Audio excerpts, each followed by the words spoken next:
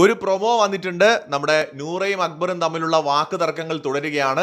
Task തീർന്നതിന് ശേഷം മിക്കവാറും പൊളിഞ്ഞു എന്നാണ് എനിക്ക് തോന്നുന്നത്. ടാസ്ക് തീർന്നതിന് ശേഷം കോയിൻ കൊടുക്കുന്ന സമയത്ത് ലിവിംഗ് ഏരിയയിൽ വെച്ചുണ്ടാവുന്ന വാക്ക് തർക്കങ്ങളും പ്രശ്നങ്ങളും ഒക്കെയാണ് പ്രൊമോയിൽ കാണിച്ചിരിക്കുന്നത്. പലതവണ താൻ ചർച്ചയ്ക്ക് വിളിച്ചിട്ട് പോലും ഇയാൾ വന്നില്ല എന്ന് അനീഷിനോടൊക്കെ നൂറ പറയുന്നുണ്ട്.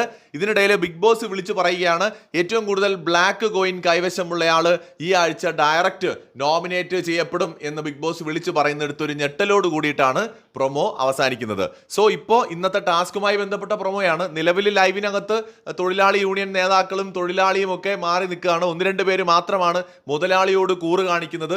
ആദില, ബിന്നി, ജിഷിൻ നന്നായിട്ട് പെർഫോം ചെയ്യുന്നുണ്ട്. സീരിയസ്ലി നന്നായിട്ട് പെർഫോം ചെയ്യുന്നുണ്ട്.